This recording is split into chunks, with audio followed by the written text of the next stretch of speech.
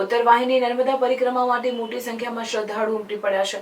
મગરના ભયના કારણે એક તરફ વહીવટીતંત્ર નર્મદા સ્નાન પર પ્રતિબંધ લગાવી વૈકલ્પિક વ્યવસ્થા તરીકે શ્રદ્ધાળુઓ માટે ફુવારા લગાડવામાં આવ્યા છે, તો બીજી તરફ શહેરાઓ નર્મદા કિનારે મોટી સંખ્યામાં શ્રદ્ધાળુઓ સ્નાન કરી રહ્યા છે અને તંત્રના નિયમોનું ખુલ્લેઆમ ઉલ્લંઘન કરી રહ્યા છે। ત્યારે નર્મદા સ્નાન અંગે ભક્તોના મિશ્ર પ્રતિભાવો જોવા મળ્યા છે। ઉત્તર વાહિની નર્મદા પરિક્રમા માટે મોટી સંખ્યામાં શ્રદ્ધાળુઓ ઉમટી પડ્યા છે। ચૈત્ર મહિનામાં થતી ઉત્તર વાહિની નર્મદા પરિક્રમા કરવા માટે તંત્ર દ્વારા ખૂબ અલગ અલગ પ્રકારની સુવિધા કરવામાં આવી રહી છે। આ વખતે નવું ખાસ એ છે કે નર્મદા નદીમાં મગર છે અને હાલમાં મગરની બ્રીડિંગ પ્રક્રિયા હોવાના કારણે નર્મદા કલેક્ટર દ્વારા નર્મદા નદી પર જાહેરનામું બહાર પાડીને નર્મદા સ્નાન પર પ્રતિબંધ મૂકવામાં આવ્યો છે અને નર્મદા સ્નાનમાં પ્રતિબંધનું ઠેર ઠેર બોર્ડ પણ લગાડવામાં આવ્યા છે। નર્મદા સ્નાનથી શ્રદ્ધાળુઓ વંચિત ન રહી જાય તે માટે મહિલા અને પુરુષો માટે અલગ અલગ બાથરૂમની વ્યવસ્થા કરી છે, જ્યાં નર્મદા નદીનું પાણી આવે છે અને ઉપર ફુવારા મૂકવામાં આવ્યા છે અને ફુવારા દ્વારા તેઓ સ્નાન કરી શકે છે। 24 કલાક નર્મદા પરિક્રમા ચાલુ છે। ઉત્તર વાહિની નર્મદા પરિક્રમા કરવા આવેલ શ્રદ્ધાળુઓને નર્મદા સ્નાન પર પ્રતિબંધ છે, પરંતુ ઘણા લોકો નર્મદામાં સ્નાન કરી રહ્યા છે અને તંત્રના નર્મદા સ્નાનના નિયમની ધજિયા ઉડાવતા લોકો જોવા મળ્યા હતા અને નિર્દોષતાથી કહે છે કે રોકવામાં આવશે, અમે નીકળી જઈશું અને સાથે સાથે એવું પણ કહે છે કે પ્રતિબંધ છે, પરંતુ મગર તો દૂર ઊંડા પાણીમાં છે, જે છે એ દૂર છે તેવું લોકો કહી રહ્યા છે। પરિક્રમાવાસીઓ કહે છે વર્ષોથી ગ્રામજનો સ્નાન કરે છે, ત્યારે અમે પણ સ્નાન કર્યું છે। નર્મદા સ્નાન વગર પરિક્રમા અધૂરી કહેવાય। નર્મદામાં ડૂબકી તો મારવી જ પડે।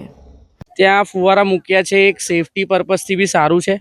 નાના છોકરાઓની સેફટી, જ્યાં દાદરા ઉપર કંઈક સ્લીપ થઈ જાય, કોઈ વાગી જાય, એના રીતથી એક સારી સુવિધા કરેલી છે ગયા। અને અમે દર વર્ષે આ પરિક્રમામાં ભાગ લઈએ છીએ। દર વર્ષે કંઈ ને કંઈક નવું જોવા મળે છે। પ્રશાસન તરફથી બધી સુવિધાઓ વધતી જાય છે, એનાથી બધાને સગવડ પડે છે અને મહારાષ્ટ્રથી બી લોકો આવે છે, આજુબાજુના સ્ટેટમાંથી બી લોકો પરિક્રમા કરવા આવે છે અને ધન્યતા અનુભવે છે। પ્રતિબંધ તો મૂકેલું છે, પણ આમાં પ્રથા એવી છે કે નહાવું જરૂરી છે પરિક્રમામાં। પરિક્રમા તમારી પૂર્ણ થાય કાં તો નદી તમે ઓળંગો, તેના પછી નહાવું જરૂરી છે, એવું બધા વડીલો તરફથી અમને કહેવામાં આવેલું છે। અમે 2-5 વર્ષથી આવીએ છીએ તો આ પ્રથા કરીએ છીએ, પણ હવે એમના બી પ્રોટોકોલ પ્રમાણે એ લોકો એમની જગ્યાએ બધું વ્યવસ્થિત છે। આપણે બી એ સેફટી પર્પઝથી એ લોકો તો એમના આગળ કરવાના જ છે। એ વસ્તુ એ બધાની સેફટી જ છે। આમોદથી આવું છું, ભરૂચ જિલ્લા જંબુસર પાસે નર્મદા પરિક્રમા આવું છું એટલે સ્નાન કર્યું છે। કલેક્ટર સાહેબનો આદેશ છે જ અને જાહેરનામું બહાર પાડ ના જ નાહવું જોઈએ। નજીકનો ભાગ છે ને બધા નાય છે, એટલે અહીં પાણી ઓછું છે, તો પગલાં લેશે એટલે બધા નાહવાનું બંધ કરશે જ। અહીંયા નર્મદામાં સ્નાનનું એટલું મહત્વ છે, જેમ મહાકુંભમાં બધાએ ડૂબકી લગાવી હતી એટલું જ મહત્વ અહીંયા નર્મદાનું પણ છે। અને જો નર્મદામાં અહીંયા સ્નાન ના કરે તો એમની યાત્રા પૂર્ણ થતી નથી અને જે સરકારે નાહવાનું મનાઈ રાખ્યું છે ના રાખવું જોઈએ। એ સેફટી પણ છે, પણ એ નાહવાનું એ લોકોએ રાખવું જોઈએ તો એટલું એમને મહત્વ મળે અને ભક્તોને એટલું એને સ્નાન કરીને એનું પુણ્ય પણ પ્રાપ્ત કરી શકે। અને એક બાજુ હા, પણ એ મગર બહુ દૂરની સાઈડ છે, ઊંડા પાણીમાં છે, ખાડી સાઈડ છે। અહીંયા છીછરા પાણીમાં તો અહીંયા ગામના લોકો વર્ષોથી નાય જ છે। અહીંયા મગર એટલું બધું નુકસાન તો કરતો નથી કોઈને, ને એ થતું નથી। આમ તો એ અયોગ્ય જ છે, એ ફુવારા ના મૂકવા જોઈએ। આ ફુવારા એ ખરું સેફટી નાના બાળકો માટે વાંધો નથી, પણ જે મેઇન પુણ્ય છે તો આપણે નર્મદામાં ડૂબકી લગાવીને જ મળે છે।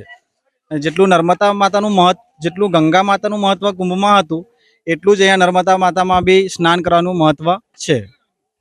ફુવારા, હા, અમુક જે ફુવારા બંધ થઈ જાય છે, પછી ચાલુ નથી કરતા, એટલે ભક્તો પછી કંટાળીને બિચારા ચાલીને આગળ નીકળી જાય અને અહીંયા પોલીસ નાહવા નથી દેતી, તો ભક્તો થોડા હતાશ થઈ જાય છે કે અમને સ્નાન કરવા નહીં મળ્યું, તો અમારી યાત્રા થોડી અધૂરી જેવી લાગી, એવું એમને અંદરથી અંતરાત્માથી અફસોસ થાય છે એમને। અને છીછરા પાણીમાં એમને નાહવાની છૂટછાટ હોવી જોઈએ। હું બરોડાથી છેલ્લા 5 વર્ષથી પરિક્રમામાં છું। મારું નામ છે Nirmal. Welcome to Nidhi Vidya Bhavan, the best English medium school of Bharuch, a school known for imparting quality of education. The journey starts in year 1991 and continuing to march with resounding success and excellent result of SSC and HSC. Year after year, our commitment to nurture development of students like science fair, good infrastructure like physics lab, bio lab, chemistry lab and computer lab. Students take part in sport activities, cultural activities, activity-based learning, personal counseling with parents, collaboration with reputed academic for inspiring career of students and providing NEET IIT JEE. Our students achieve various medals in Khel Mahakumbh and dance competition. Also, we celebrate various functions in our school. We have dedicated teachers team.